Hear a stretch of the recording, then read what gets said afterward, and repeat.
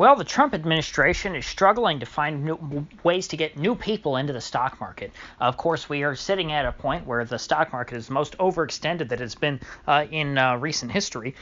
We're in, perhaps now maybe it is the longest expansion in American history. This has certainly gone on much longer than the whole bubble which burst in 2007, 2008.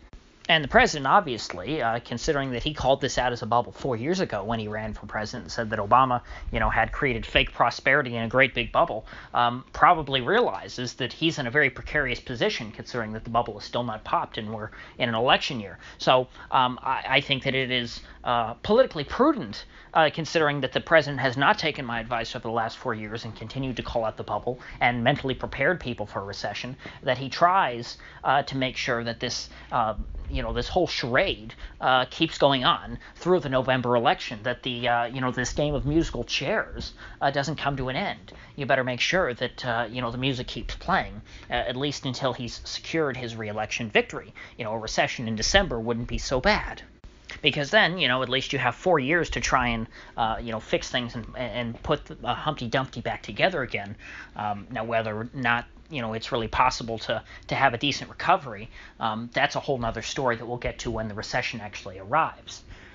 But in order to stave off that eventual recession, which is becoming more and more inevitable, the administration apparently is looking to find ways to incentivize ordinary Americans, regular people, to get into the stock market now when we're at fresh all-time highs. Okay, when the stock market is the worst time to get in is when you're at the top, when the market is the most oversaturated and overbought, which of course we are right now. Now you could say, oh well, we've been making new all-time highs, relative to 2008 for the last few years, and it hasn't gone down yet. And so I guess people are betting that we're going to have a truly, an even more unprecedented, rise in stocks.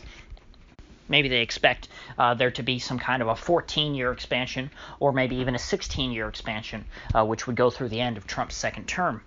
But of course, there would be no historical precedent for that, nor any real rational justification, given the fundamentals. We are, by all accounts, in a fairly tepid season economically.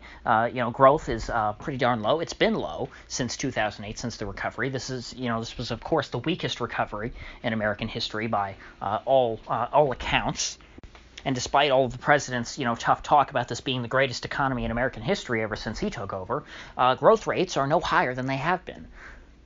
And so what's sustained the market throughout Trump's presidency has been really this flip-flop on the part of the Fed that we've seen over the last year or so, in which the Fed has gone balls to the walls to try and pump as much liquidity as possible, of course manifesting itself most infamously now in the form of permanent open market operations and repo operations.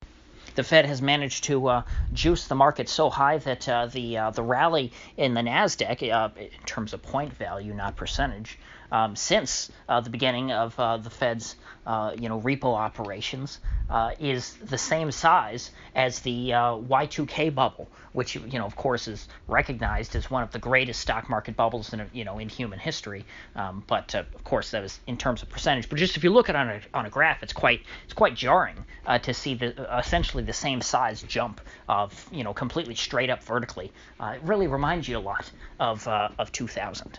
But the problem becomes when all the money is off the sidelines, and when everyone is long, and there's no more shorts left. Well, then who is there left to keep buying? Where's how do you get even more liquidity into the market? Because really. You could argue that the Fed repo liquidity. It's not like the Fed is going out and buying stocks directly. It's not like that. The Fed is essentially, by injecting liquidity, is increasing the confidence of other people so that they will go out and buy stocks. The Fed is playing with the markets in terms of confidence and things like that, even if they are not directly buying stocks themselves. And so now that everybody trusts the Fed and everybody's in the stock market, who the Fed was trying to target, there's not much that they can do short of purchasing stocks directly themselves that could, make prices go higher at this point. And the only solution is to get new money into the stock market, people who ordinarily would not invest in stocks. We need essentially what happened in the 20s, to where everyone and their mom was in the stock market, to where the shoeshine boy and the town crier were giving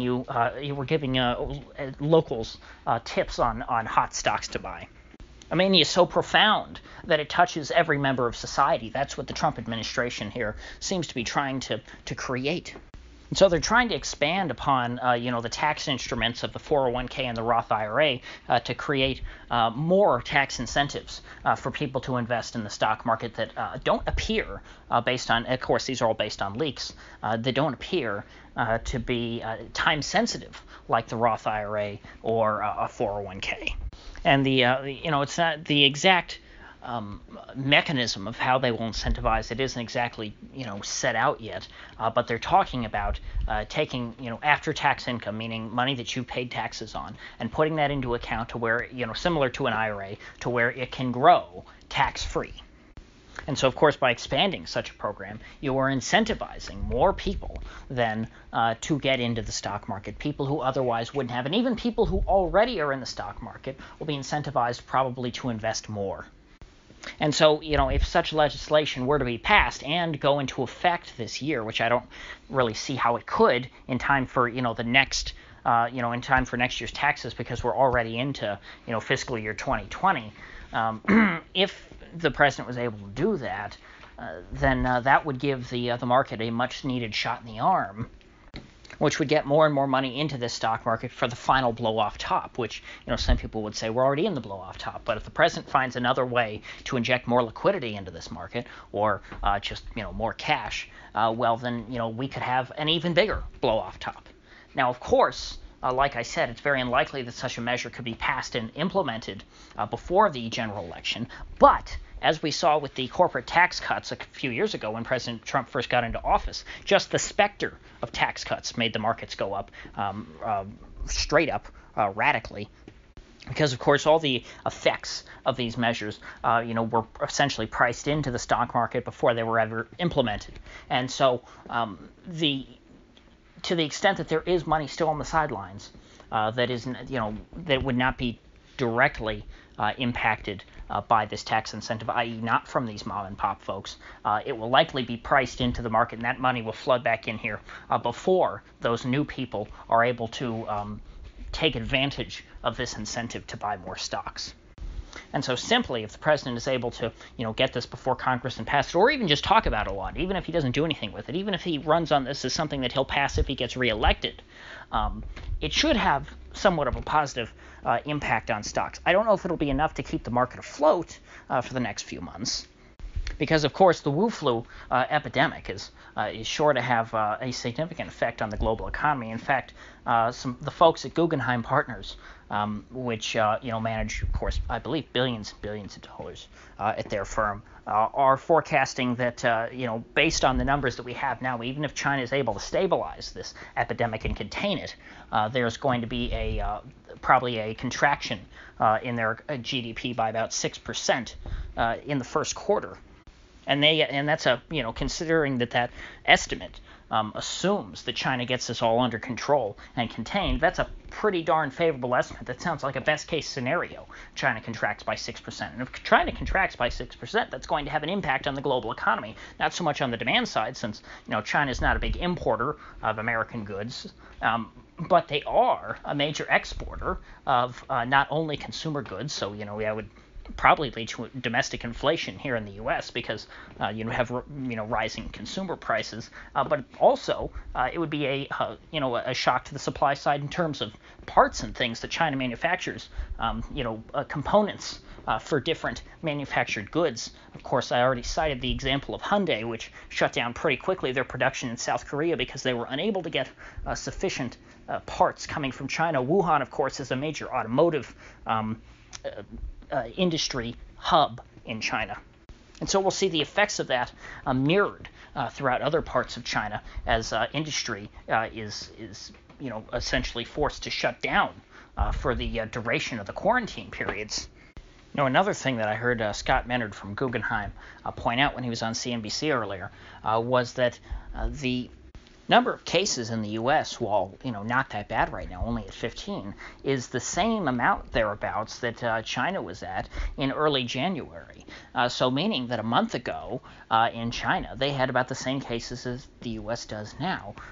So one would think then that within a month from now, considering that the U.S. is not going to have nearly the same containment measures as China does, so we're not going to have these same massive quarantines of entire cities. I would think that we would at least have as many cases as China does now, or we should expect at least the same percentage increase relative to the population, because of course China has a much bigger population, and Wuhan and of these other cities are very densely populated. And so, the U.S. population is much more spread out and smaller, so I wouldn't expect the same number of cases. But if you looked in terms of, whatever that the percentage increase relative to China's population has been since early January, we would expect something similar here. So probably in the thousands by next month, and who knows how big after the next, a month after that, because, I'm frightened to think how many cases there could be in China within a month. And so, I'm pretty, I'm getting a little more suspicious that this whole Wu flu thing may very well be the spark which sets off that bomb of bad debt and malinvestments that I've been warning about since I started this channel. Our so-called prosperity in America is ripe to go up in flames at any moment, given the right trigger. And so all it takes really is, it's like a Ponzi scheme. As soon as you cut off the supply of new blood for a moment, the whole system collapses in on itself. Economic contraction will only beget greater economic contraction as the financial system starts to tighten and financial conditions become less favorable to business. Now, I think we're far from that, but this first quarter of 2020, I think, is going to be a very pivotal one way or the other, in determining what the economic outlook for the rest of the year is, depending on how rough of a hit this virus takes on the Chinese economy. Whether Guggenheim is right and they do contract by as much as 6% or perhaps even more, I think will have a great effect on my outlook for the president's chances here in November. And of course, by the end of this first quarter, how many cases we have diagnosed in the United States will be quite telling. Because, I would have to expect for the reasons for why this virus will spread faster in the U.S., I think, outweigh the reasons why it will spread slower. Of course, like I said, the Chinese have a greater population and more people densely packed together into these cities, but they are doing so much more to try and contain the virus than the U.S. will ever be able to attempt. So if you gained anything of value out of this video, I'd appreciate you clicking that like button and subscribing, because I do upload every day and I'd hate to have you miss one. So I'll see you folks back here tomorrow.